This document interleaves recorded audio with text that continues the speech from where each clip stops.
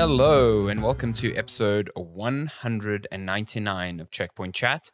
My name is Alessandro Barbosa and I'm joined as always by Matthew Figuera. We've done a 15-minute pre-show before. A 15-minute pre-show which is half and half helping good friend Miklos on his journey in Bloodborne. Just typing messages and hints. discussing how we both want to replay Bloodborne now. Basically just discussing Bloodborne again for 15 minutes before starting this podcast again. Yeah, if you become a subscriber on our Patreon, you'll get early access to this pre-shamble. We should probably just like wrap it up and like put it out there. Just put as I don't know, we spoke some rubbish in between. Was it all Bloodborne? I mean, I'm pretty sure for 2 minutes you left me alone here and went to get like a biscuit. So that is premium content. Exactly. If I've ever heard it. It's just you staring can at the get camera. That good Matty ASMR eating a biscuit. Watch me spilling crumbs all over my desk.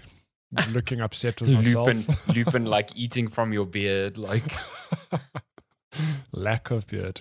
Sure, Bloodborne. Man. What a game. What a game. I feel like welcome. Just discussing feels like we're back in 2015. Makes me want to replay it again. That game is 3 years away from being a decade old.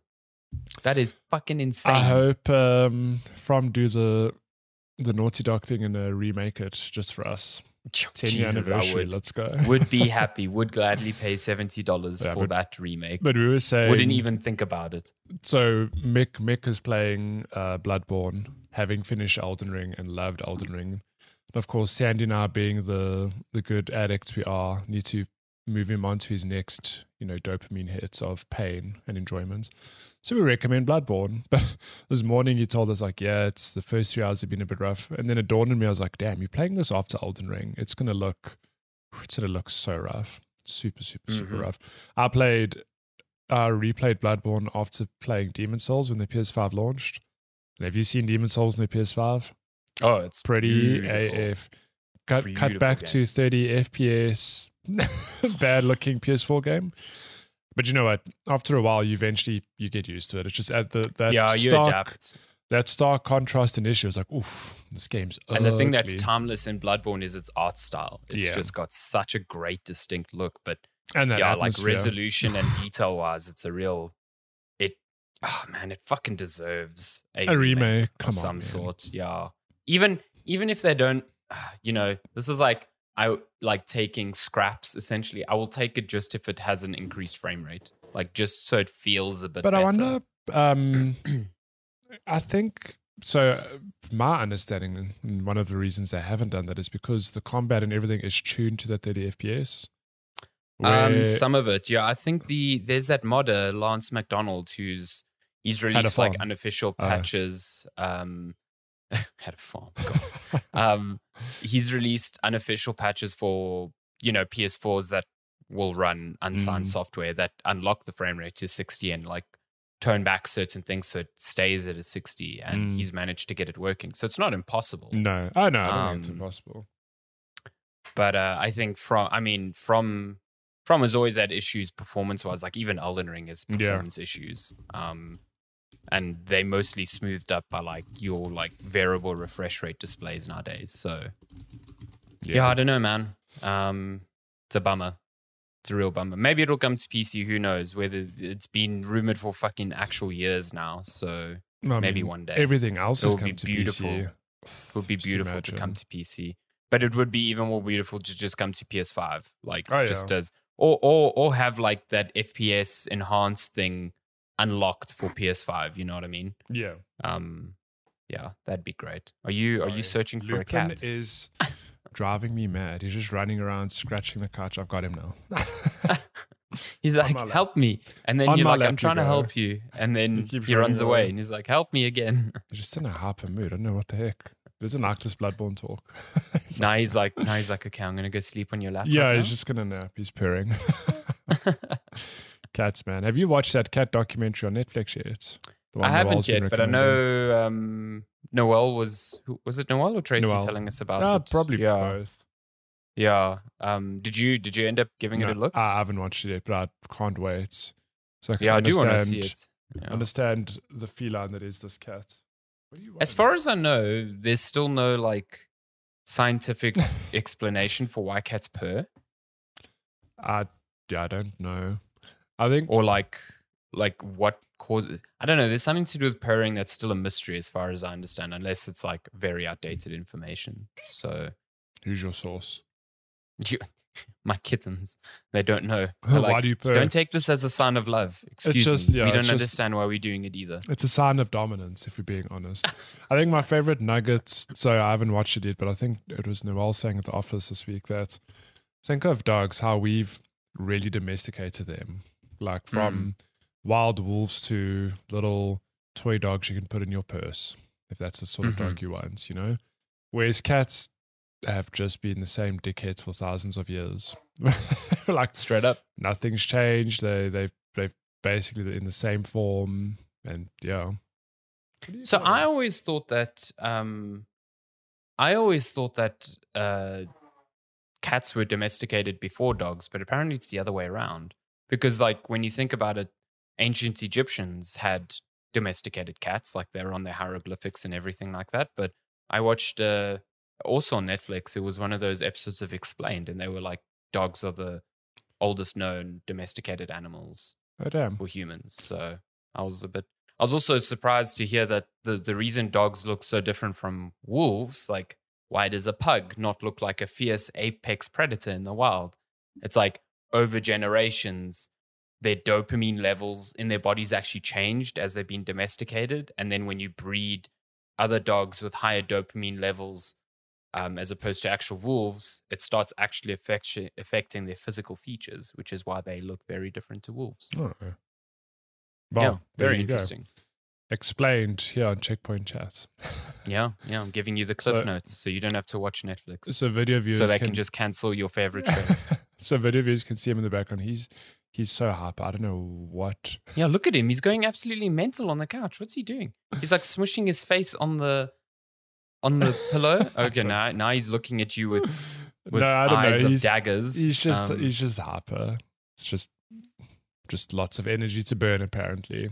This cat. Speaking of cancelled shows, they cancelled Resident Evil on Netflix, and I'm very mad about that. We have that in news later, but I guess we could just touch on it now quickly. Why? I told that to Shani, and she's like, "Didn't you say it was trash?" I'm like, "Yes, but it was beautiful trash." It was a beautiful dumpster fire. Okay, orchestrated It was a glorious train wreck of a series. I was so. I hated and loved every moment of it. Although to be fair, I don't know how. Well, I mean, I know what the second season would be, right? So it'll just be the sisters in current day / future doing their thing, with maybe some flashbacks. Well, no, but they also left a cliffhanger on the past stuff because they escaped. They literally escaped Cape Town, and you don't know how they got to the point where they are now. Yeah, so there were lots of cliffhangers. Can I tell you, this might be mild spoilers for a series that really shouldn't have any spoilers, but the part in that series where my eyes literally rolled into orbit was when this fucking gargantuan giant alligator was unleashed in the final episode, the zombie alligator, which was like kept as the final weapon as from the survivors against Umbrella. Firstly, just it was great. But the funniest was that it got to the little girl and was like, "Oh, I'm your friend now. I'm just going to snuggle up next to you because, I don't know, I've been genetically modified to not kill you." And I was just like, "Oh, like how? God. How does happen?" I hate all of this. This is so stupid. I just want more Blade Wesker. I mean, come on. Oh, yeah. Lance Reddick with an afro in his black coat was great. Literally Wesley Snipes cosplayer. Yeah. Lance Reddick gave his all in that fucking series. He really went for it. I feel bad for him because like he did real good. He did. He dedicated his life to that series. It was compared to almost pretty much everyone else. I think the actress for, what was her name? Evelyn, the like CEO of Umbrella. She was pretty good as a bad guy as well, but also just over the top nonsense. That dance scene will be seared in my memory forever. So left field. The dance scene and the stupid teenage party scene where they seem to think that how teenagers party nowadays is everyone gathers at a construction site with a skateboard ramp and you skateboard onto mattresses and everyone cheers for Everyone's you. like, wow. Who the fuck wrote this? Like you said, beautiful chaos. Beautiful train wreck. Some good action sequences though. Like some really good gory moments. Yeah. They even had the zombie spider, which I appreciated. Have you even though I didn't like seeing it in real life. Yes. So you I know you enjoy some good trash. Have you watched the Welcome to Raccoon City movie? Not yet. I need to. You have to watch it. Is there a zombie spider there only too? Only so you can suffer with me. Because that they literally take 1 and 2 and just put them together, and the storyline, it just makes no sense. Like like 1 and 2 are so like vastly like 1 and 2 even have a huge time gap between them. In this movie, they happen simultaneously. That's it's impossible, but not in this movie. Because literally in Resident Evil 3 runs parallel to 2, and in that one, Jill is like months deep into an investigation after the events of 1. Yeah. So, oh my goodness. Don't know. Okay. It's a nonsense. Absolute nonsense. Nonsense, yeah. There we go. Was there a zombie shark? No, but there's a reference to a zombie shark. Was there Lisa? Who's Lisa? The one she's that like creature that is in the house, the shed in the woods. Yes, but she's not in a shed in the woods. Oh. Okay. She was in the series as well. You got a glimpse of her in the series. Oh, yes. In like one of those videos, and she had like that eyeball on her back. It was really good. Yeah, but yeah. I don't understand, like, this is the last thing I'll say before we actually talk about games, but with Resident Evil, I'm always amazed that, I get it, the source material in terms of story is not good to begin with. It never was. It's campy as hell. But why there are choices to make it even worse? I'm just like, why? Yeah, that I do not understand. You've got this perfectly campy thing that you don't need to make it campier, you know? And like, I also agree that people hold the canon, so to speak, of Resident Evil way too dear to heart. Like, it can be something completely different, but boy, they just can't find that balance. I don't know why. Yeah, but they're just skewed to nonsense land. I do think of the films, which eventually got really, really bad, the first 2 are actually not terrible. No. Well, the second one is not terrible up until the end, when Nemesis does some dumbass shit. But the first one is like pretty decent. You know, it's like, oh, this looks like a raccoon. Not a raccoon city, a umbrella laboratory, and you know, and there's a mystery going on here. They had so, but then it just goes off the fucking rails, like completely. So, yeah. Anyway, that is Resident Evil Talk. It is now cancelled on Netflix. We will forever honor its name here on the SEER podcast. We will, forever and ever. We also talk about video games here. I mean, sometimes.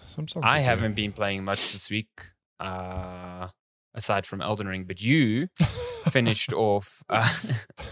You finished off Saints Row, which I kind of just gave up on. I was done with that game after last weekend. Why are you giving up on Saints Row? Well, yeah, I played more after we recorded the podcast last week, and like after a couple of hours, I'm like, why am I playing this? I'm not enjoying myself. I could play something else, and then that was it. That I was just done. But you ended up finishing it. Yeah, so I did finish it, much to my surprise, because open world game, you expect open world games to be, I don't know, I just expect there to be hours upon hours of, you know, story content, because I'm thinking of other open world games I've played, like, I mean, not quite in the same vein, but in recent examples, let's say like Assassin's Creed Valhalla, which is this big open world Norse game. Grand Theft Auto itself back in the day is a relatively long experience with 3 protagonists. So color me very, very confused when the story of the Saints Row reboot progresses so fast that it rolls credits after, like, I'm going to say 10 to 12 hours, if that. But to be clear, like, I didn't do a lot of the side stuff, but still, it felt like the story was very short.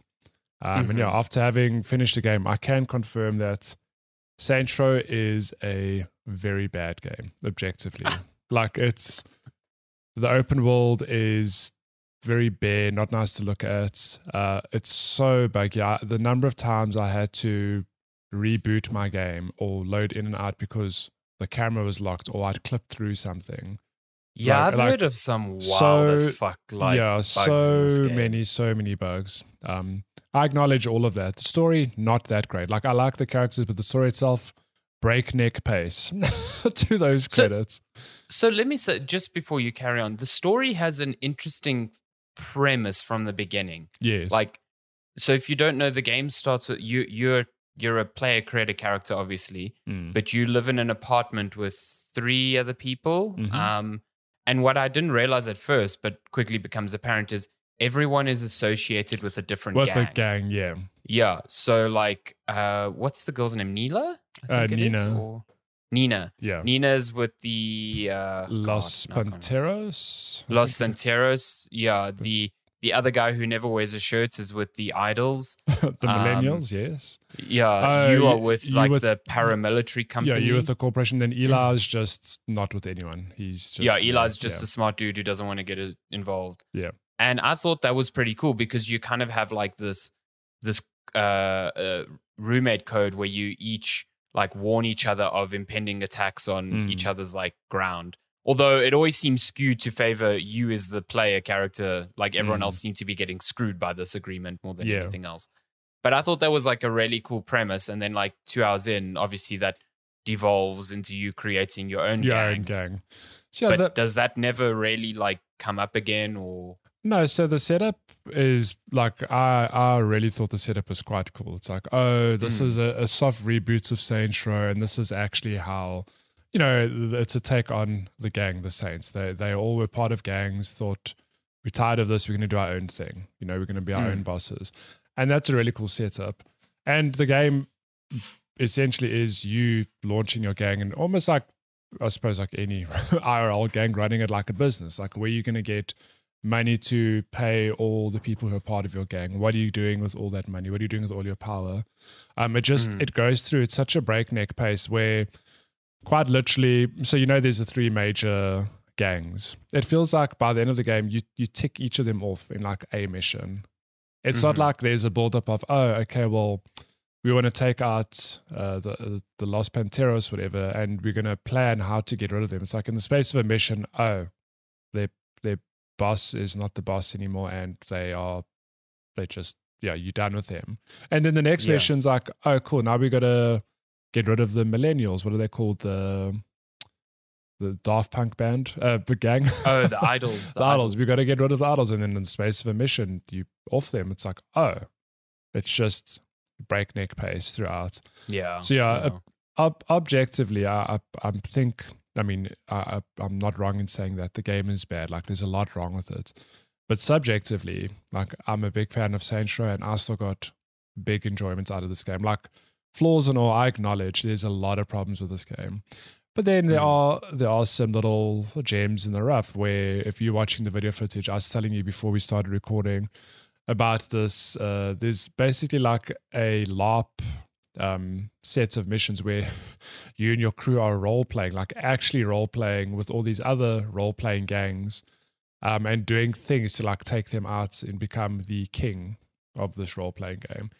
And that I thought was just so much fun. Like, I enjoyed the heck out of that because it's so silly, but the way it plays out, like, let me just scrub through the footage here to actual combat. Like the finishers themselves. So if you've played this Saints Row or any of the others, you know that the finishers are brutal. You do some dark shit, like stab people multiple times, shoot them in the head. But in these LARPing missions, the finishers are everyone's playing along. It's you like pretending to punch them, pretending to shoot them with the bow and arrow. And it's just funny. Like, I thought it was hilarious. So it's interesting because, like, again, I acknowledge the game, not good. But there are moments like this that I thought were, like, I suppose there are moments of like, damn, this could have been so much better. Yeah, there's like moments of promise. Yeah. Yeah. And I don't know, like, I stop and I think about it. This game was meant to come out in February this year. Yeah. What states was it in then? Yeah. That it was delayed, like, because the states had released it now, not good. Like, Exactly. core gameplay and mission structure and everything aside, like the game is broken. There are lots of bugs. Like, holy shit, this could have done with another 6 months to 12 months in the oven easily. And like, again, that might not have fixed some of the core problems, but it might have made the game review a lot better. Might have made it feel a lot better. Yeah.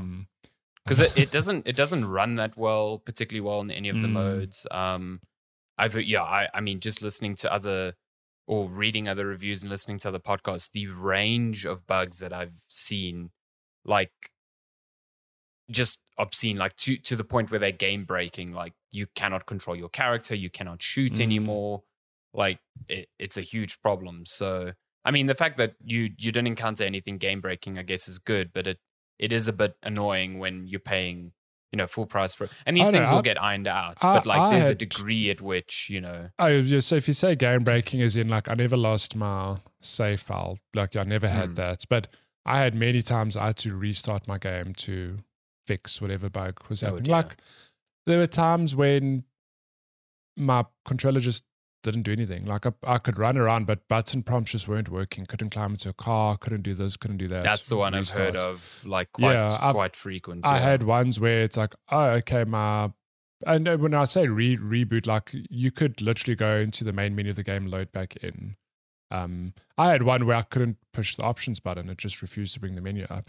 So I had to actually reboot the game. I had another bug where I think I climbed into a helicopter, and at that moment I wanted to open up my menu to check something, and it opened the menu. Then when I went back, my helicopter was zoomed, like the perspective was so zoomed in I couldn't see what I was doing until I climbed out of the helicopter.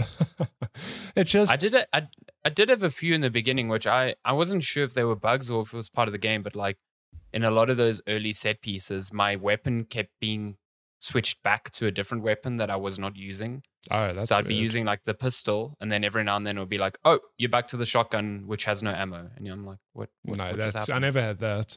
But I mean, I could list out so many different things I had, which, again, what I was saying earlier is, if this game was pegged for February and it was delayed, like, good Lord, what state was it in back then that this is the state where they're like, okay, we can release it now.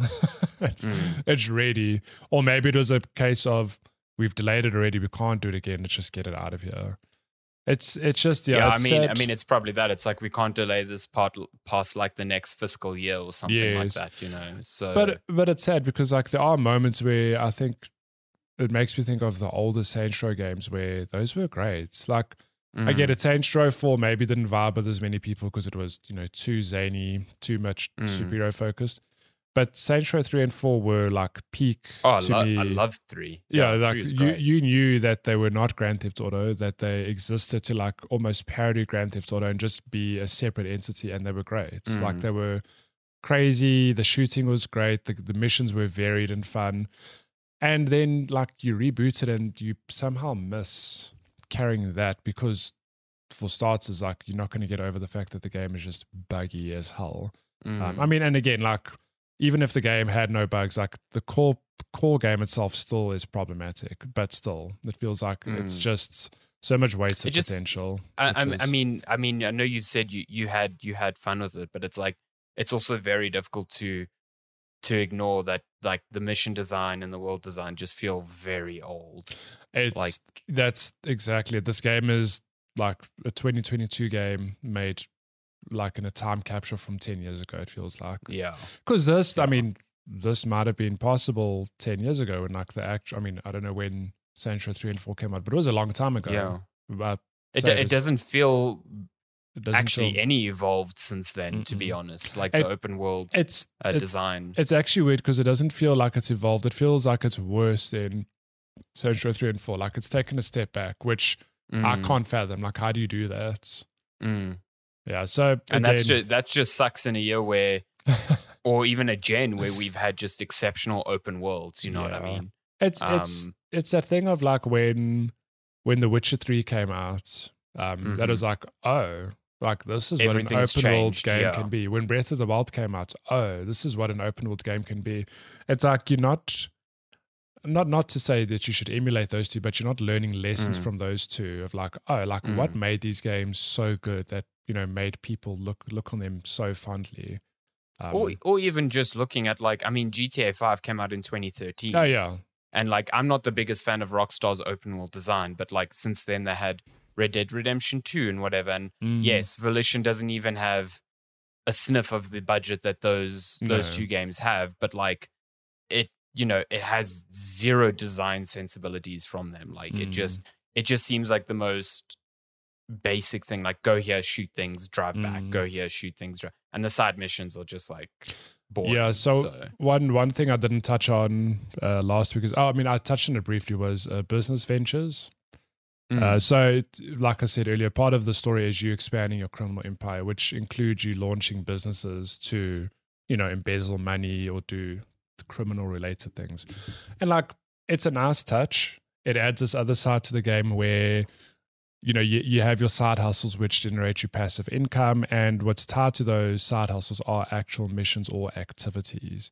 So for example, you can launch a laundromat, which is obviously a front for like cleaning up crime scenes for people and your own gang. And there are missions tied to that where you have to go, to a crime scene and, there's this car here, but there's police around and you have to get rid of it. Like, it's interesting, but that whole arc, all those missions are identical. All 5 or 6 of those missions are, okay, you drive to a crime scene, you get in a car, you have to dispose of it. Like, there's no variation.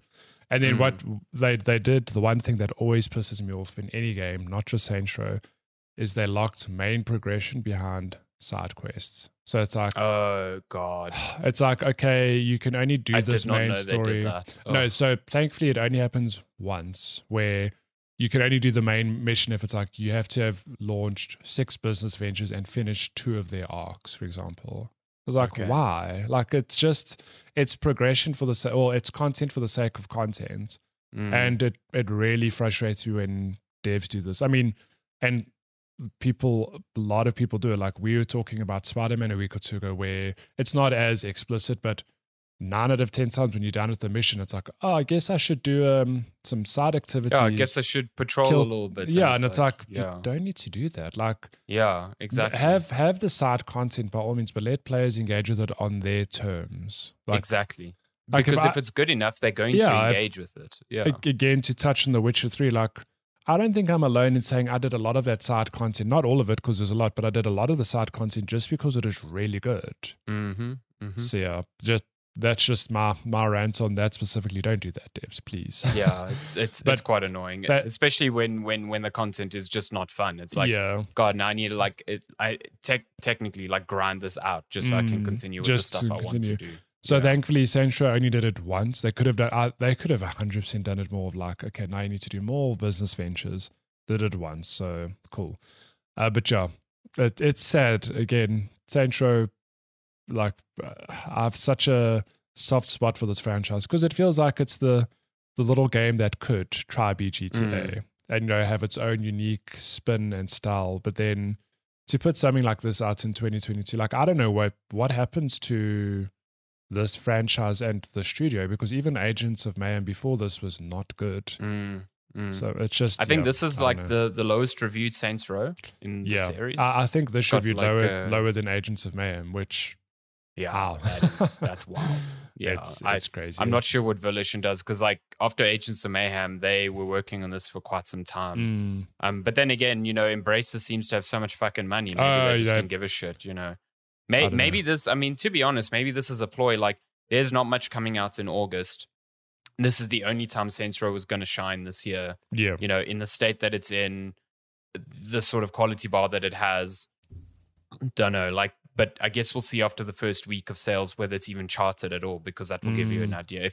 If it doesn't hit like now, if it doesn't like, it was the best selling game in the final week of August, then this thing is never going to hit the sort of like reach that it needs to. Yeah. So I'd be very curious to know, because my advice to people is like, if you like Saints Row, like, play this game, but maybe not at full price. Like, wait for it to go on sale.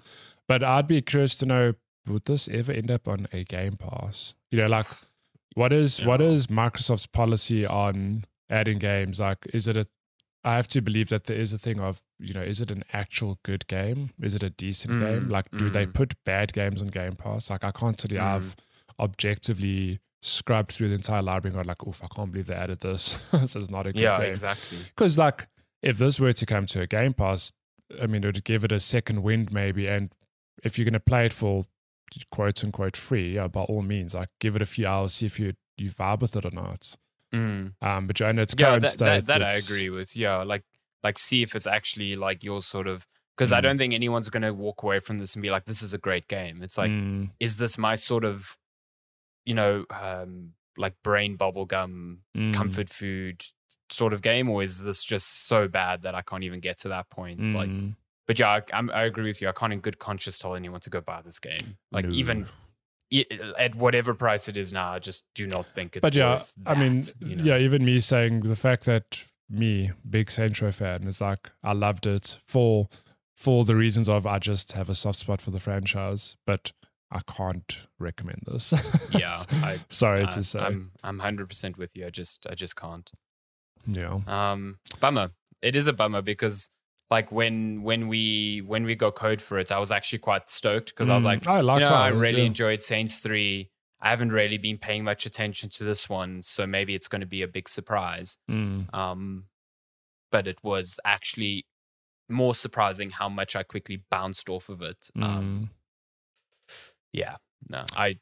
couldn't even, because I know you and Darren and Jeff, like, you all acknowledge that it's bad, but it's like a good comfort food game. I just can't even get to that point. I'm just like, I'm actively not enjoying my time with this. And I just, with the little time we have in our days all to play games, like, there's so many good quality games. That's the thing. Like, there's no space for this sort of tier game anymore, I feel like. But yeah, at least it's short. Short. Look, I think if you were to do all the side content, it would probably push it to 20, maybe 25 hours, which is still... So like the first area in Elden Ring. Yeah. Which is still kind of short for an open world game, but I mean... It's very short for an open world game. Yeah, that's me guessing though. I don't actually know. Yeah, I think I spent 15 hours in Spider-Man just completing the first act. So, yeah. Yeah, it's just sad, yeah. Bummer's the right word because, again, a lot of potential there, but just so many misses. Just missed, yeah. Just completely missed, yeah. Unfortunate. Sad I guess we can say that we, because I know the social embargo lifted, but we got code for The Last of Us only recently, not at the same time as everyone else. So I haven't started playing that yet. No, you've downloaded it, but maybe we'll have something up for embargo.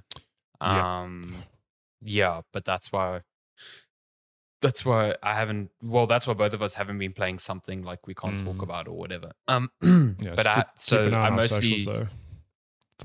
mostly just been playing more Elden Ring. Elden Ring.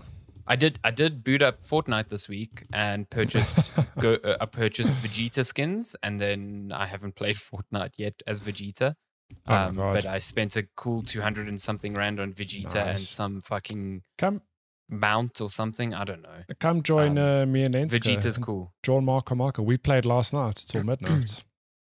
I'm keen. Next time you're on, just message me. Lenska hit level 100 yesterday. She finished the battle pass. She got that Darth Vader. Hot damn. I've resigned myself to the fact that I won't get that because it's like 13th of September that it's finished. Like, there's no way it's happening. I know you'd never do this because who would want to like mindlessly do this, but if you were to tick off all the quests, you would fly through the battle pass so quickly, especially now because all the weekly quests are basically out. There's so many ways to just bump up that XP, but yeah, it'll still take you like a good few hours to get I do want to do the Dragon Ball quest because then I get a Shenron glider. I got the Shenron. You surf on his back. Real good. Oof. I got the because I bought Vegeta, I was like, well, it's kind of silly to get the cloud because he never uses the cloud. So I got the little Saiyan ball thing. You know how cool that thing is though as well, because you stand on its back as you fly down. It's pretty cool. That's amazing. On the top of it. The season I just love that you can transform in game. Like I can just power up into like Super Saiyan Blue Vegeta whenever I want to, which is really cool. But let's be honest, I bought the correct character because Goku's a bad dad, Beerus is just a cat, and Vegeta's cool. Although Bulma seems pretty rad, like scientist with a gun. That seems pretty neat. Oh, I actually haven't. No one in my friend list has that skin. I don't. Because it was Beerus, Goku, Vegeta, and Bulma. But yeah, it's looking back on the season of Fortnite, because I mean we're nearly at the end of it now.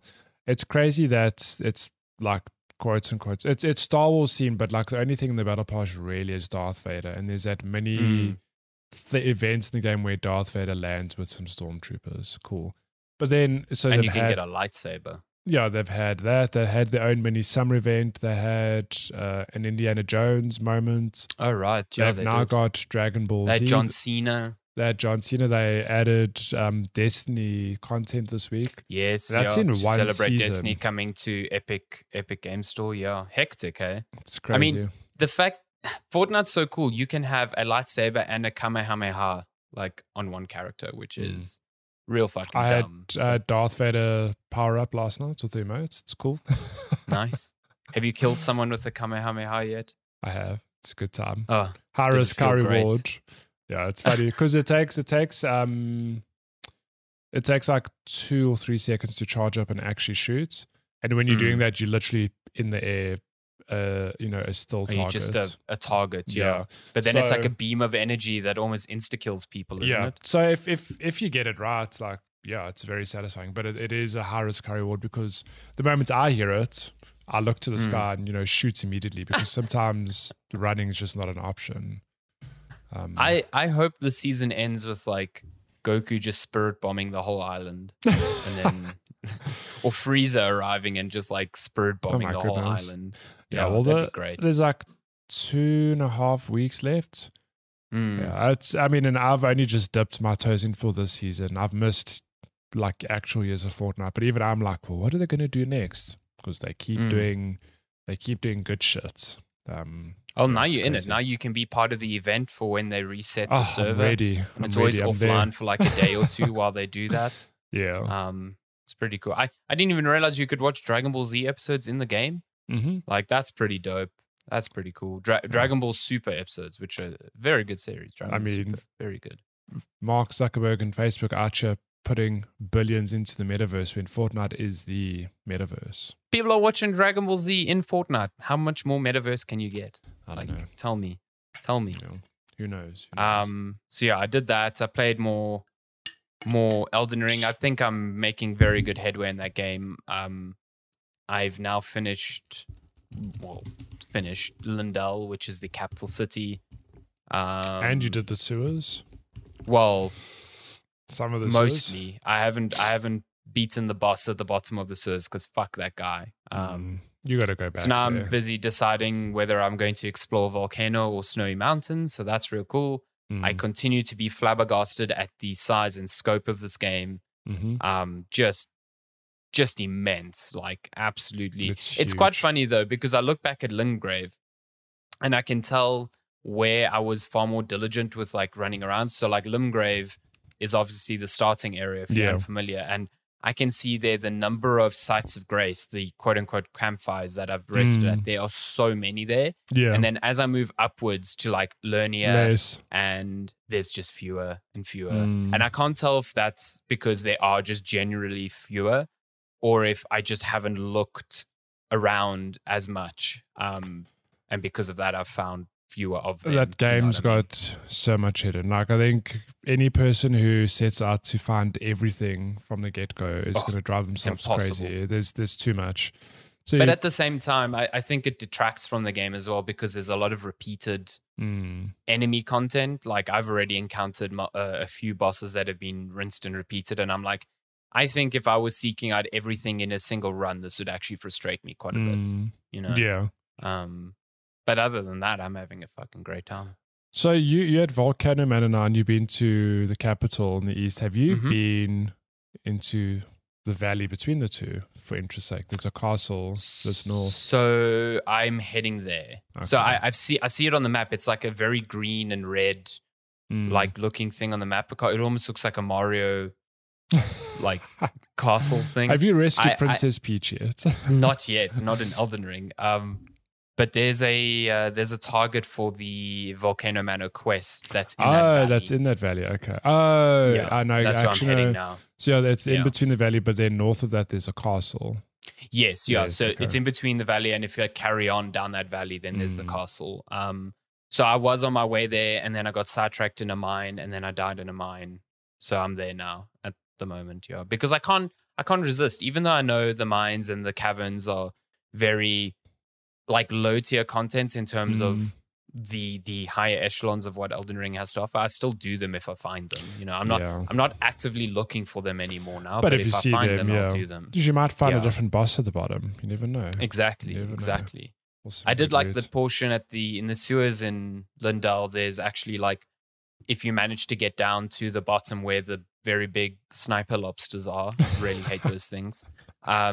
There's like a little hole in the wall that takes you to an underground, like one of those caverns where you have to find a switch to open a door to a boss.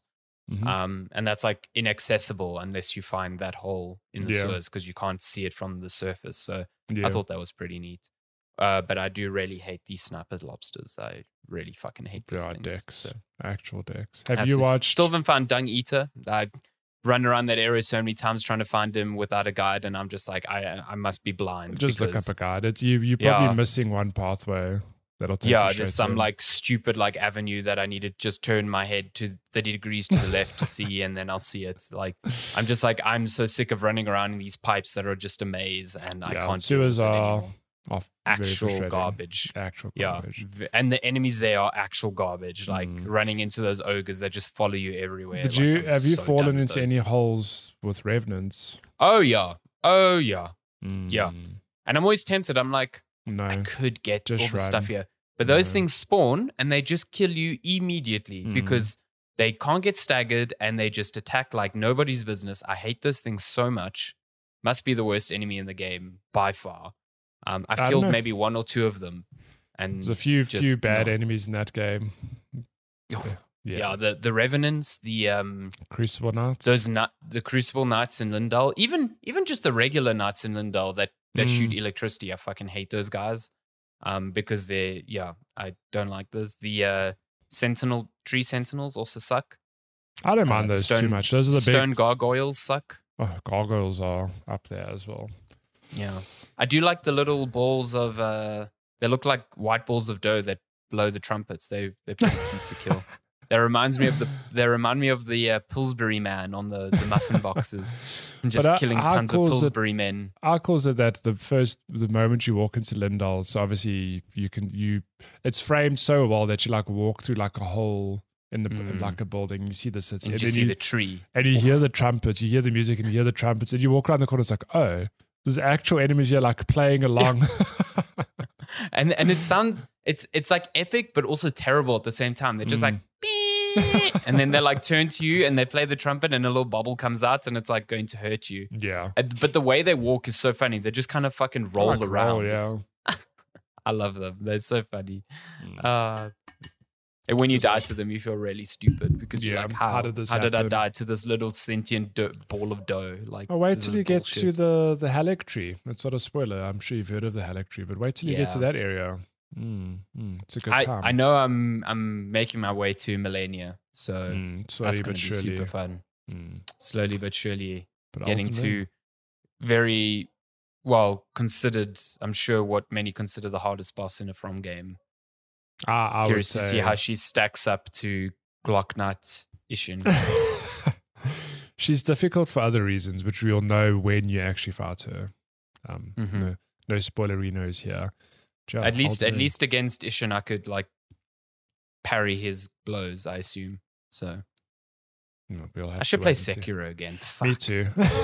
God damn. Damn these games. What a game. What a game. God damn. Wow. I think I was telling Mick earlier this week, but like the euphoric high that I rode after finishing that final boss in that game. Holy shit. If I could bottle that and sip it every day, I would not need anything else in this world.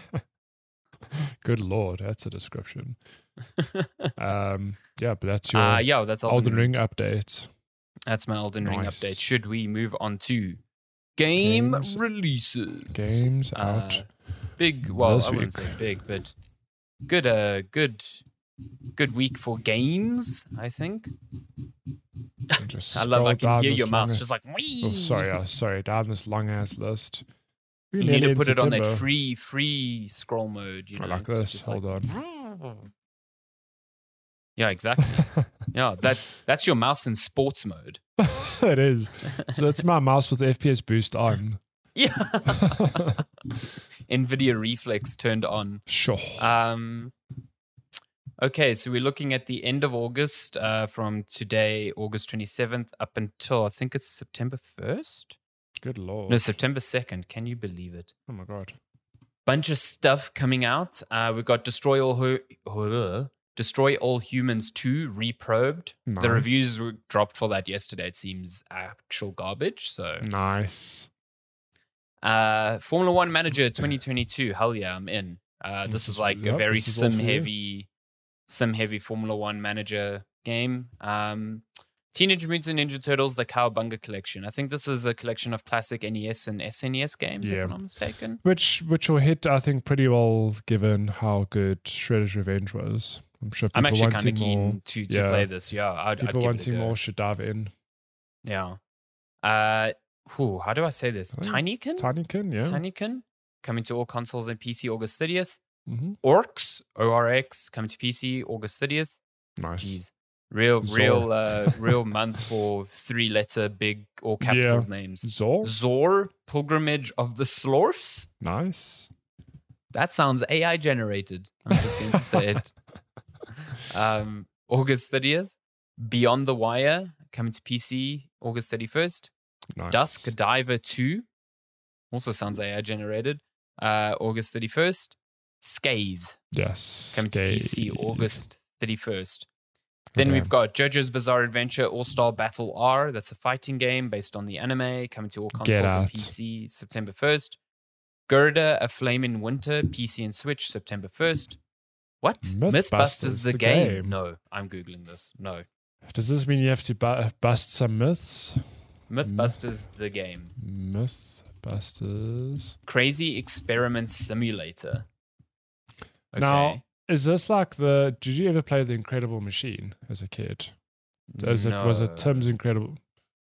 I think it was called Tim's Incredible Machine, where the premise was you needed to basically meet a set of conditions. So you've watched those videos, right, where somebody will like launch a marble at the top of a thing and it'll run down like a path. Oh yeah, like a Rube Goldberg machine. Yeah, sort of. So it's like the game.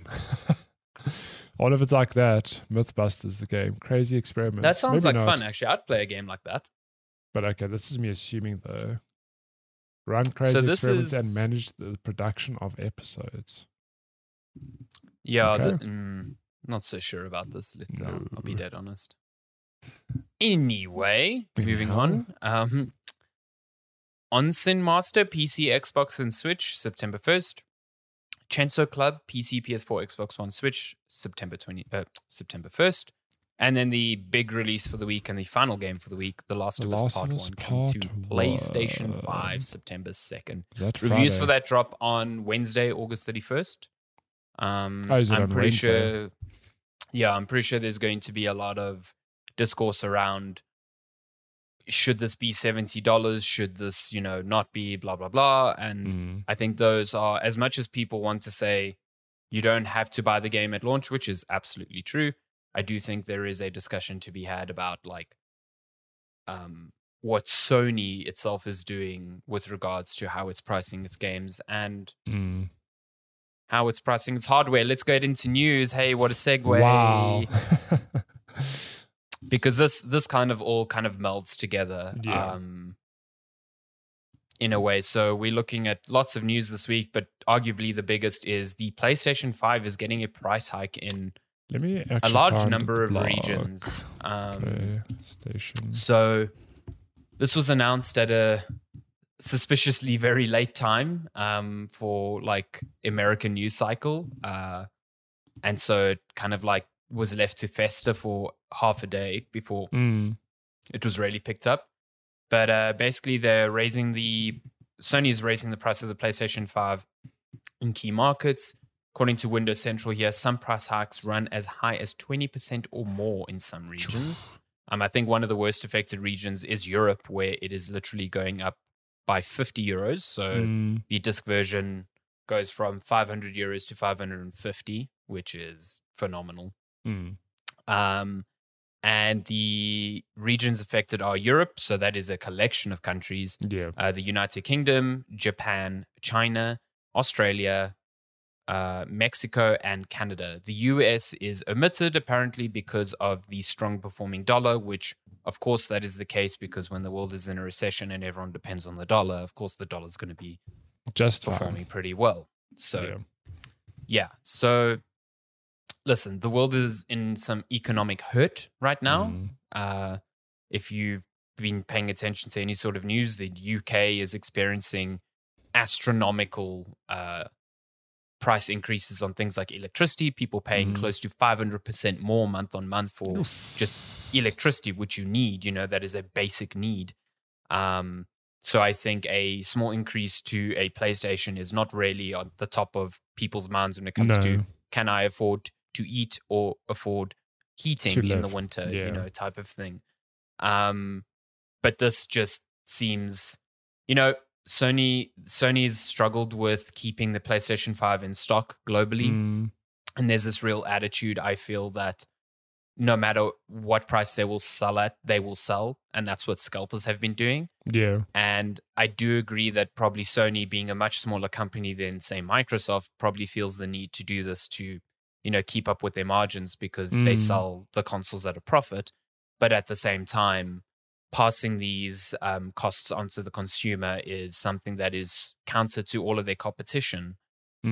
As we see during the week, Microsoft said that they will not follow suit and increase the price of the Xbox Series X or the Series S. Yeah. And Nintendo actually a few months ago, they reiterated it this week, but it was a few months ago Nintendo came out and said that the Nintendo Switch is actually costing more to produce because of the current global economic landscape and the scarcity of components and the rising costs of production, but that they would not pass that cost on to consumers. Now, that could be because, they are just selling an astronomical number, so the volume makes sense. Yeah, it doesn't matter, Yeah, but at the same time, Nintendo is a games-only company. So when you want to compare Sony to Nintendo, that is a more apples-to-apples comparison as opposed to a Sony and a Microsoft, where Microsoft is a much bigger company that can maybe afford to absorb this cost a bit better than, Sony, where the PlayStation is their moneymaker.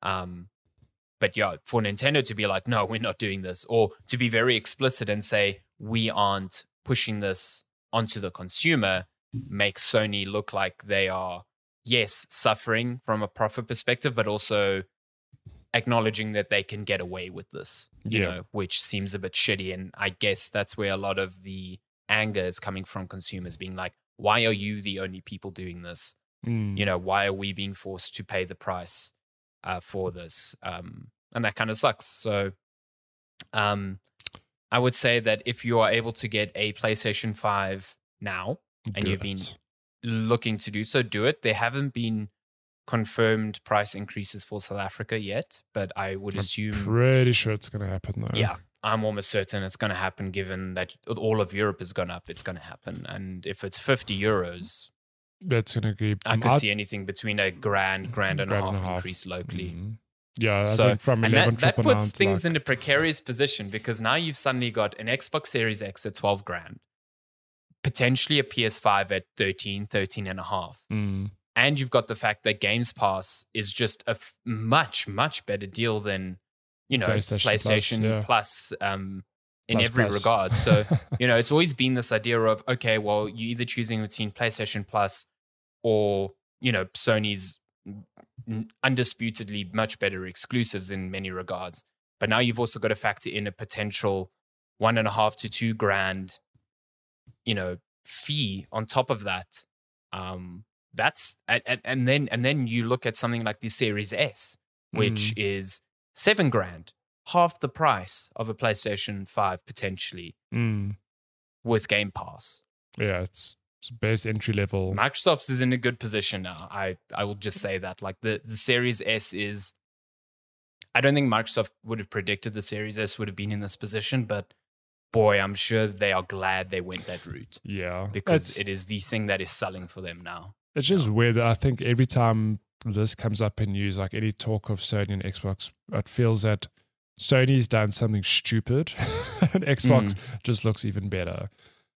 And yeah, again, Sony's making mistakes this gen. Like it's undisputed, and a lot of them are unforced. Like, yes, COVID had an impact on them, but they have not adapted in the same way that Microsoft and Nintendo have to offer consumer quality, as opposed to just being like, hey guys, the world is shit, sorry, put our hands up, this is what it is, you know what I mean? It just, it seems real crap that the week before The Last of Us Part 1 comes out, which I'm pretty sure is going to be phenomenal, and I'm really excited to play it, and I feel bad that Naughty Dog has had to weather the storm of this argument on whether it's worth $70 or not, but I tend to agree with this, like Sony is being like, this is a $70 game. It is a remaster or a remake of a game with no fundamental gameplay changes and without its multiplayer. And also now we're increasing the price of our console by $50. And also our, subscription service isn't on par with the competition, but it costs the same. It just, at what point does a person go, well, this is enough. Like, I'm just not going to buy a PlayStation. I think it's not going to happen like right now, but over the next few years, I think we're going to be very surprised by how well Microsoft does. And not because I don't believe Microsoft's doing the right thing, just because Microsoft just could not keep up with Sony last gen. Yeah. And this is a long-term play. The whole subscription model idea is a long-term play. Like, the longer and longer Sony doesn't understand how to get on board with it, or doesn't offer something that is just as valuable but counter. Like, they don't have to do a subscription model, but their value proposition needs to be on par. Yeah. You know what I mean? Like, they need to have a console that is, not necessarily affordable, but alluring enough that the cost makes sense. But right now, it's just not adding up yet. Yeah. You know what I mean? Yeah. I'm curious to see how this shakes out. I mean, at the end of the day, PlayStation 5 is still almost impossible to buy. So people are buying it.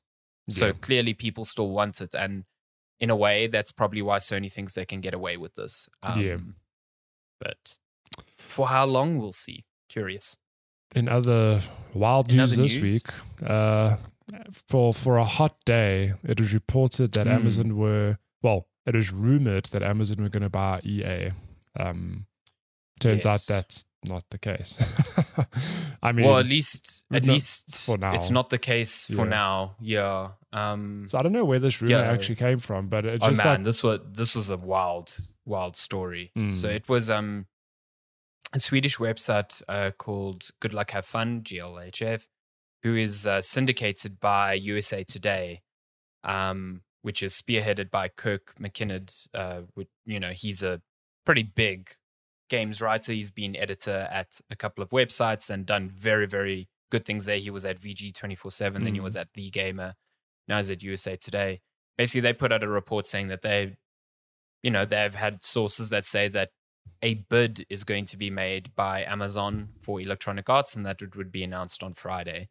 And very soon after that, CNBC, a network cable news whatever in America, their financial board said that is super not happening, and they were very snide about it. Like, the comments are very unprofessional from CNBC, but that's another story altogether. But they basically said that is not happening today. And then a few hours later, USA Today, who syndicates content from Good Luck Have Fun, they basically came out and said that they were removing the story or editing the story because the sources had not met their editorial standards, which is wild because they're essentially throwing their syndicated content like under the bus. Basically saying that the article went up when it shouldn't have, this and that. So it seems like the rumor that spurred all this on was not well vetted. It didn't come from very reliable sources. And yeah, we know for a fact that the bid was never made by Amazon on EA. The stock rose considerably at first and then came down to almost like a break even. So it didn't really affect the stock price, and it was all pre-market stock price stuff anyway. Yeah. So, but yeah, there was a report in May that EA had held talks with Amazon and Apple and Disney over a potential sale. And these talks happen all the time. Like just because people are talking doesn't mean anything's actually happening. It just was so left field though yesterday. Yeah, it was. It just came out of nowhere. It was just like this report. Amazon's going to buy Amazon's definitely buying EA, reportedly. I mean, when you think about it, it makes sense. Like Amazon purchasing EA. Yeah. Microsoft purchasing Activision. Yeah.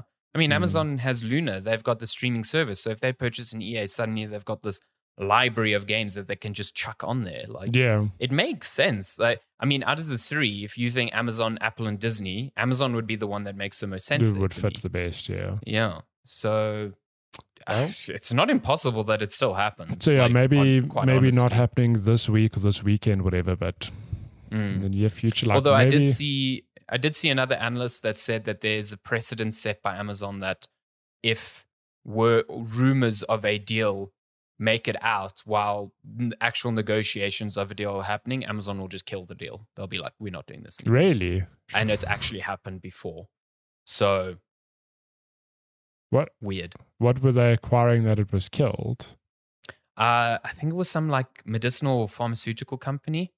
And like word of a bid got out beforehand and they just nuked the deal. They were like, we're not doing this anymore. That's so weird. Yeah.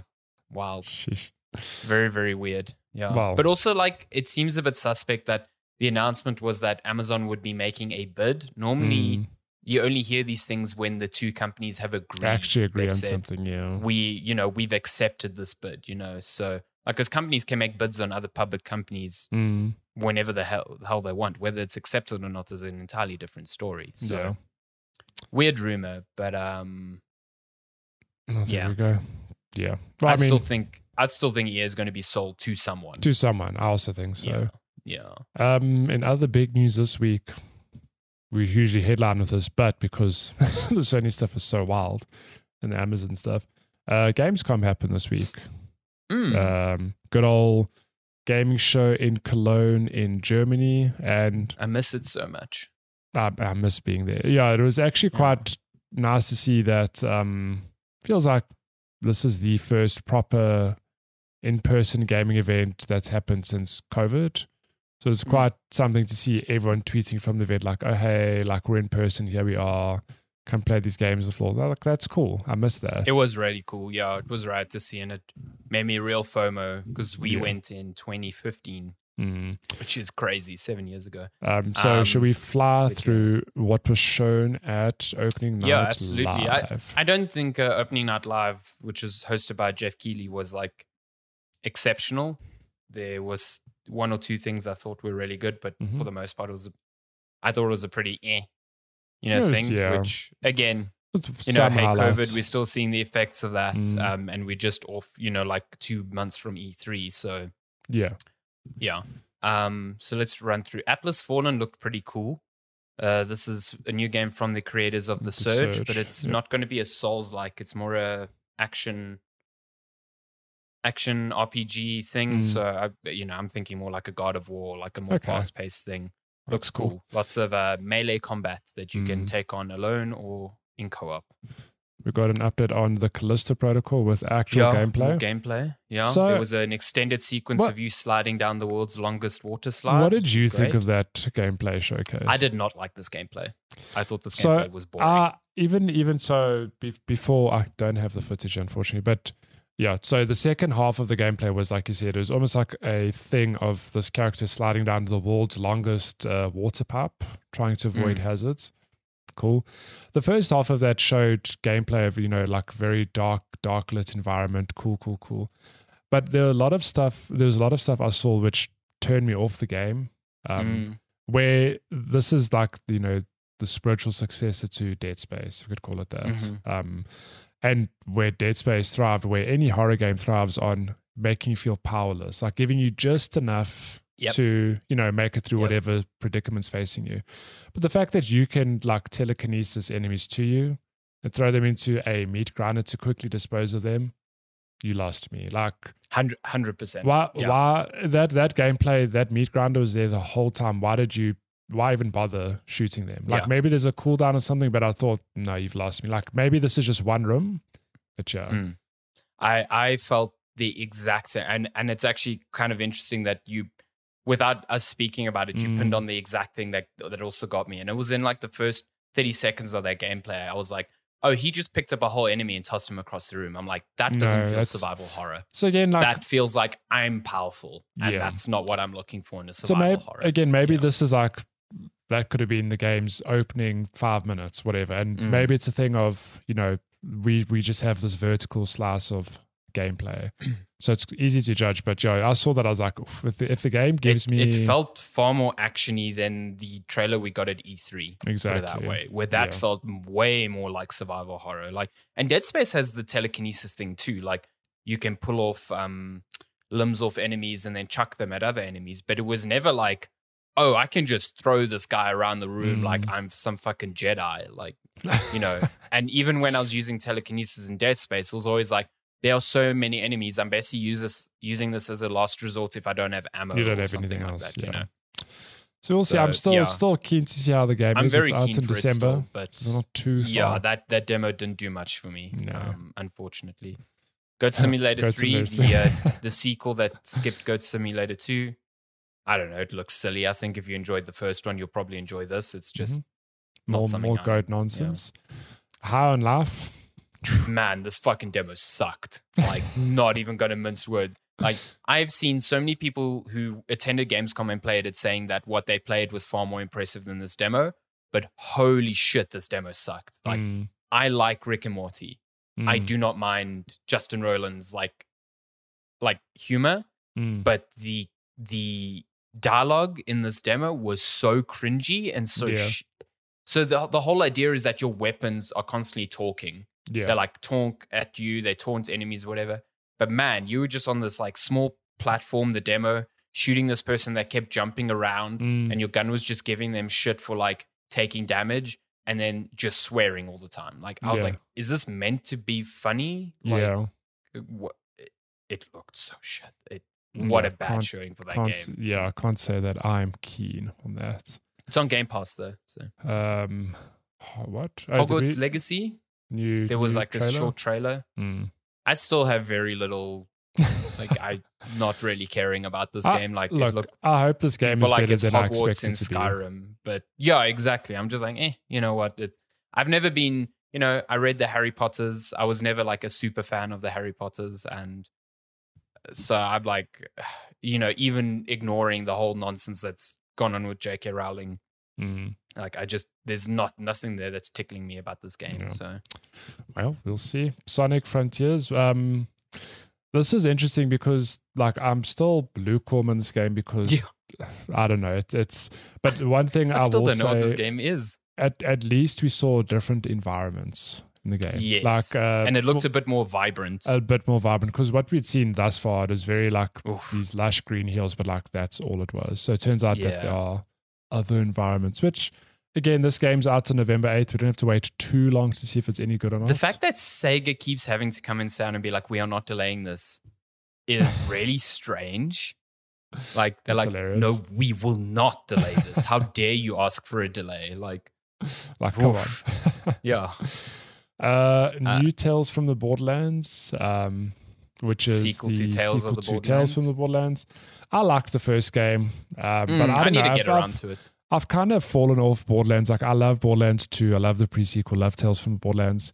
I have not played Borderlands 3. I've missed Tiny Tina's Wonderlands, and I don't know. Maybe I'm not at all slamming on anyone who enjoys Borderlands, and I don't mean this in a negative way, but maybe I've outgrown Borderlands, but I haven't played Borderlands 3. So can I say that? No.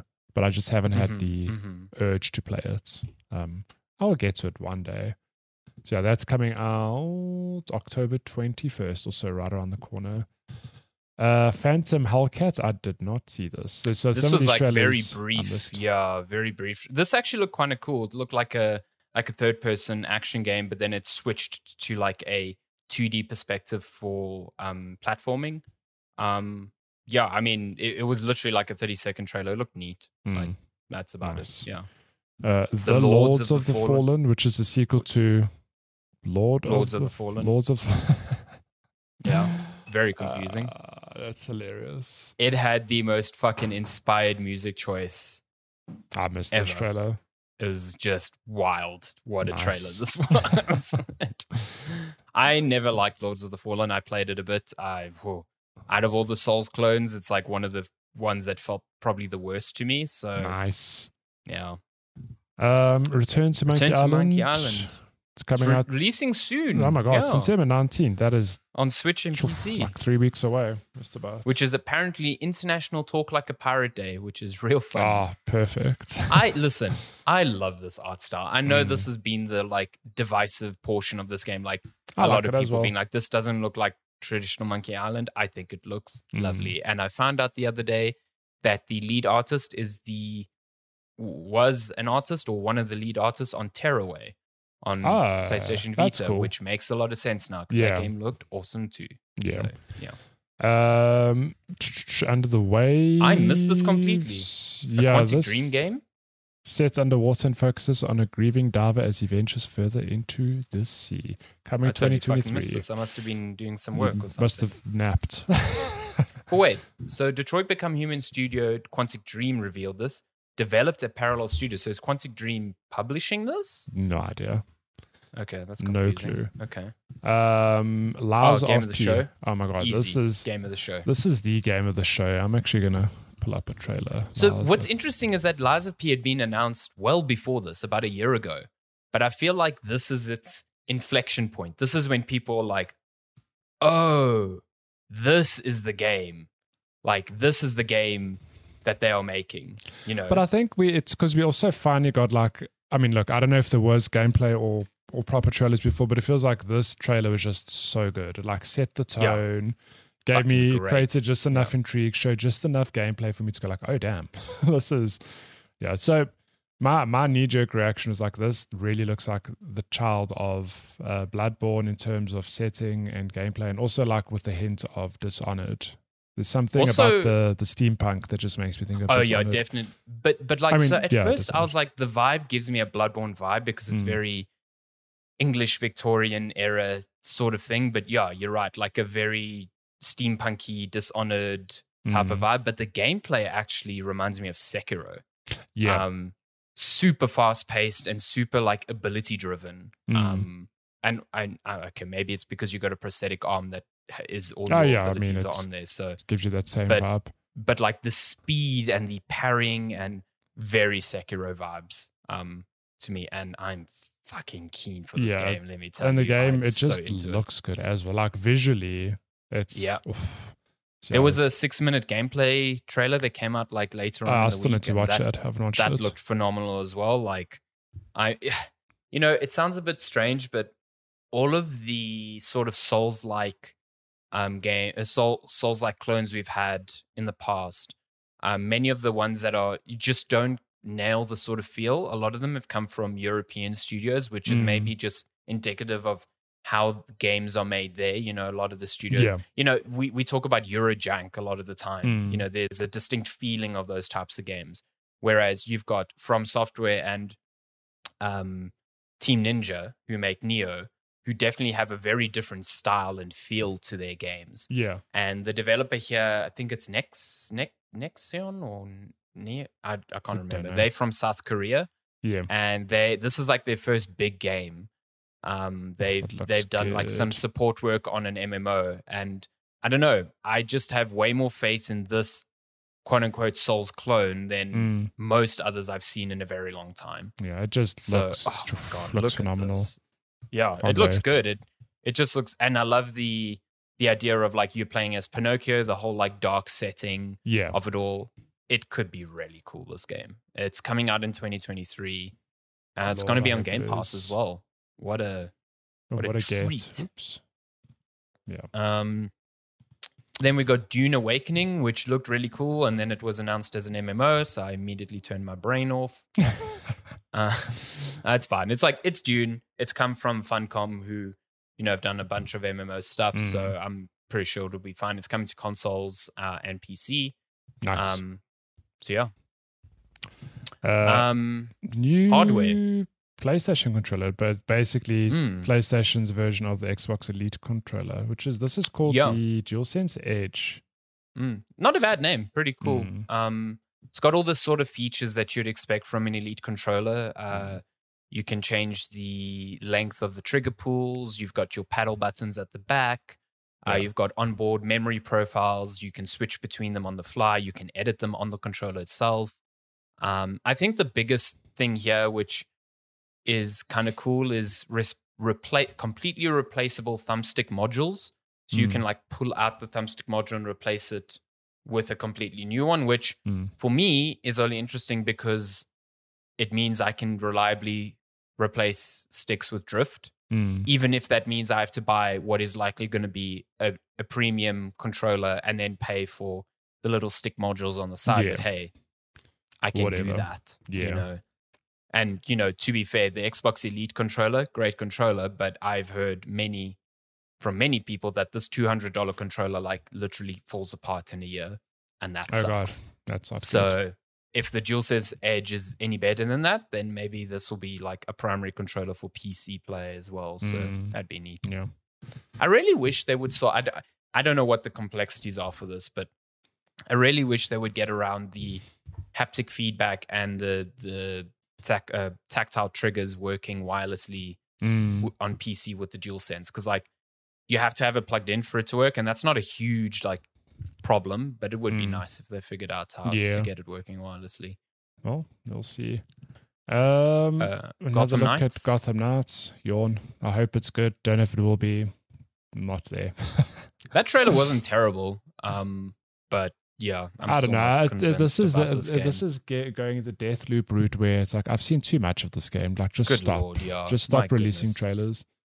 Where Winds Meet. My God, this thing had so much going on. It's an action game that again looks almost like Sekiro. At one point, I was like, "Is this Ghost of Tsushima DLC?" Because it had that like really gorgeous like backdrop vibe to it, but then like your character's running across water. They're doing like slow motion arrow shots in the air. It looks really over the top.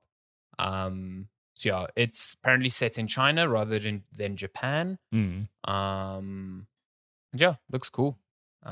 Nice. Presented by Everstone Games. I'm not too sure who they are. And then the big surprise / not surprise because it was spoiled by an early listing. 2. Dead Island 2 is alive. 8 years 9 later, years after its first release. Years. Yeah, 9 years. It's crazy. I think it's 9 years or 7 years, one of the two.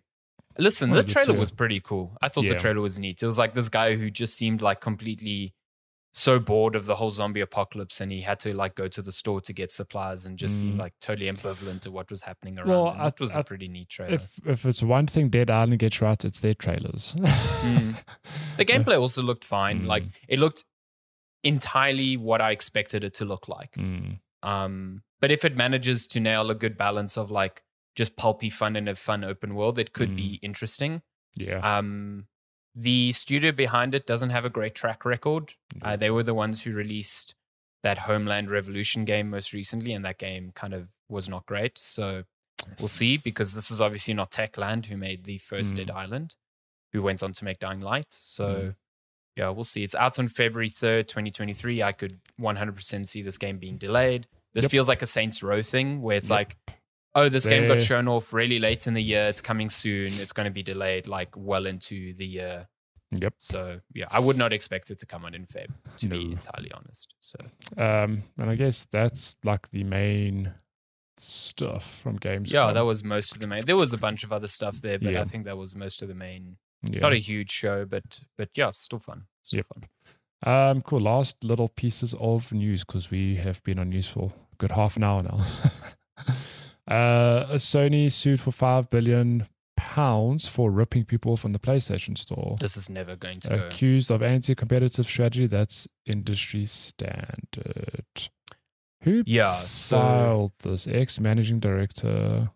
What? Yeah, so it's a consumer rights activist in the UK called Alex Neil, and he filed it with the Competition Appeal Tribunal in the UK, and he's basically taking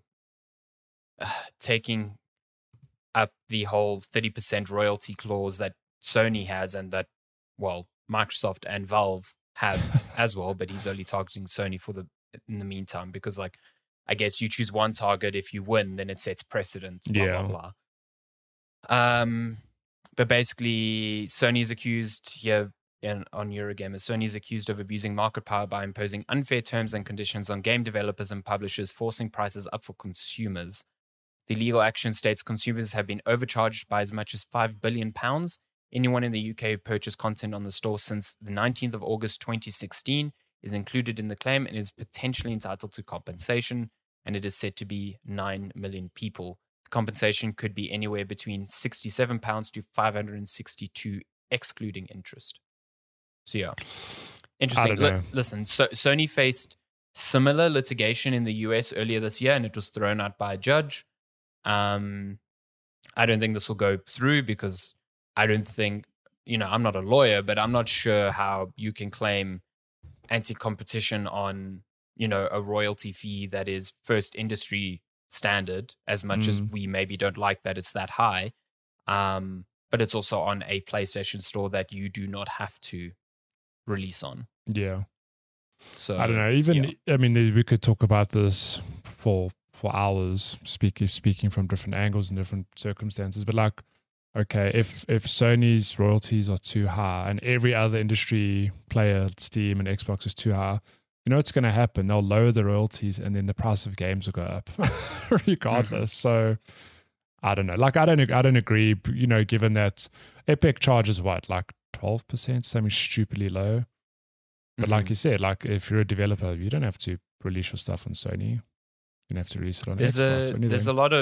There's a lot of good explanation here from Richard Hogue. He's the host of Video Games Industry Legal Podcast Virtual Legality, so an actual lawyer. Oh, yeah. He's just explaining, he's breaking down why this is a tough case. Essentially, like, you've got the issue that the transactions were made voluntarily by consumers. The prices are mirrored across the industry. The 30% cut is mirrored by other market participants. There's no indication that lowering the 30% cut would actually affect the consumer, which we've actually seen evidence of because Valve decreases their cut for developers based on the number of copies sold, but that never trickles down to consumers. The same thing for Epic Games Store. Their cut is much lower, and we've never seen that reflected in prices on the Epic Games Store. So, yeah, the fact that this case hinges on consumers are being screwed just doesn't really hold water from from looking out. But we'll see. I mean, if this goes through, this is a big problem first for Sony and then for Microsoft and Valve. Yeah, it'll follow on all of them. It'll be an interesting one to watch, regardless. We'll see. My word, sorry, there's a lot of PlayStation news this week. But this is some cool news, at least. The Last of Us remake on PS5 will have extensive accessibility options. So you'll even be able to, quote unquote, feel dialogue through your controller. It was pretty cool. Like, I think The Last of Us Part 2 got high praise for being a very accessible game, which... think about how that game looks and how complex it can be, making it palatable for more players like, good on Naughty Dog. And it seems they're just keeping up on that train by including even more accessibility options with, I guess the functionality of the DualSense, given that it's got some dope vibration functionality. So I don't know what it'll feel like, but... yeah, I think it's cool. Yeah, like you said, I think The Last of Us 2 set a standard for this sort of thing, and good on Naughty Dog for putting in a lot of work. I mean, for The Last of Us 2 to have such an extensive library of accessibility options in a game that was that complex already is pretty impressive. And you could argue that, this is the real draw for the remake of The Last of Us Part 1. And yes, a lot of other games have released this stuff for free, as patches, but I think the suite being offered here is massive. I do really like this idea of using the controller vibration to emphasize subtitles so you can get more of a feeling of delivery and emotional intent to it. Like, I would love to see, I'm not someone who has trouble hearing, but whether if the vibration can mirror something or at least give some more sensation than just reading subtitles, which is cool. Apparently, it was a feature that started as a prototype but ended up being quite popular, so they continued work on it. Okay. So quite a cool thing, I think. So we can check it out next week. And then last piece of news, sad face. We spoke about this at the top of the episode. Netflix has cancelled the Resident Evil series after 1 season. I love the strap. You are dead. Yeah, it's a bummer. We acknowledged the Resident Evil show, not good. But it was bad, but good bad. Like, I enjoyed watching it. There's enough nonsense in there for me to keep, going to the next episode. It's a beautiful train wreck. I enjoyed watching it. I had a great time. It wasn't a hate watch, if that makes any sense. I wasn't watching it because I hated it. Yeah. It was like, I know this is bad, but at the same time, there is some enjoyment factor from it, So, it's a bummer. It's dead. But Netflix keeps doing this to its properties. So is Resident Evil dead for good? Definitely not. It'll come back. Oh, absolutely not. I mean, games-wise, it could not be in a stronger position, No. I think. So, yeah. Yeah. Cool. That's all the gaming news this week. That means we are moving on to questions. If you want to send us questions, you can email us checkpointchatpodcast@gmail.com. You can also find us on all of our social platforms at checkpointchat. You can send us questions at any time. Oh, What is on the docket for today? We have one comment. One. Love it. Comment. When it rains, it pours like last week, and then it's last dry week we had the fucking winter. We had 30 minutes of questions. It was great. It's great. We have a comment from good pal Mick, who we spoke about earlier, playing Bloodborne, who asks, could this be dog? ? Could it be?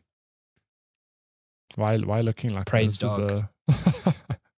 So if you don't know what this is alluding to, it's the fact that in Elden Ring, I don't know where this came from, how it started. Neither do I. Yeah. But if you roll up next to a turtle, and you is it a tortoise or turtle? Tortoise. Tortoise. Well, it's definitely not underwater. No. If you roll up next to them, there's usually a comment or three or note left by players, and it's usually dog related, like praise the dog. It just says dog. Could this praise be dog? Dog. There's a church where there's a massive turtle who absolves you of your sins, and there are many like exalted dog comments there, which is real fun. I think some of my favorite messages in Elden Ring are like, you get to a locked door, and it's like, firstly, you do not have the right. And I'm just like, fuck, I hate this game. I fucking hate everyone who plays this game. You hate to see it. So good. Elden Ring. Or when you beat a boss and all the messages, because all the messages in a boss area don't appear until you beat it. And then you beat a boss and it's like, first off, well done.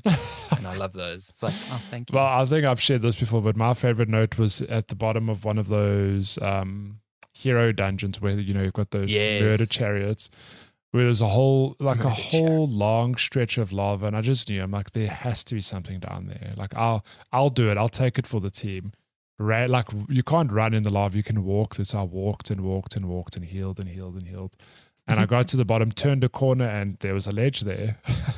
So I put a note. And there was a note there. Oh, did you put a note there? And I said, first off, I don't believe it. And that's like my most appraised note. So many other people got there and they're like, wow. Yes. Yeah, because then every other person who steps out, it's like, yeah, I can't believe it either. I love that's how lava works in the game. It's like you are literally having your feet burned to the bone. You just can't run through it, yeah. And you're just like, cool, I'm just going to drink this vial of blood and I'll be good. Yeah. Mm-hmm. Mm-hmm. Elden Ring, good time. But that is the only... Let me tell you, the screams you get from that game when you die from fire, very, very off-putting. Yeah. Very horrible. Makes Do not you enjoy them not at all. walk into lava in your life, ever. So. Good Lord. And my character is a woman, and her screams are bone-chilling. Yeah. The voice actress did a good job there. Yeah. My goodness. That's it. That is cool. All of the questions. Damn. If you want to send us questions, give us a deluge of them next week, like we had the week prior. Well, okay, we'll get to that just now. But you can email us checkpointchatpodcast@gmail.com. You can also find us on all of our social channels at Checkpoint Chat. And on that small programming note, no podcast next week. Episode 200 delayed because Sandy's leaving us. No, I'm joking. Yeah, I won't be here next week. I am off to the land of the mountain for a little well-deserved break. And then I have 2 weddings the week afterwards, so I don't even know how recording is going to happen there. But we will discuss, and because I think episode 200 needs to be quite special. Shebang. It's a big milestone. That is huge. Yeah. So yeah, unfortunately there won't be one next week, but we will probably have something up for The Last of Us. Yeah. So yeah, there'll be a little bonus as a sorry little video. Yeah. So you have 2 weeks to come up with questions. You have no excuse. Sure, so many weeks. Saying. Yeah. Cool. But that's admin out the way and we're done. Yeah, that is episode 199 of Checkpoint Chat. As always, we thank you for listening. Mm-hmm. We hope you have a lovely, delicious week. Like Eat good and subscribe. Food, be a great person. Play good. Send us money. Be a good person and send us money. Those two are mutually exclusive. You're only a good person if you send us money. If not, you're a horrible person. Play good video games. And we will see you next time. Thank you so much. Goodbye. Bye.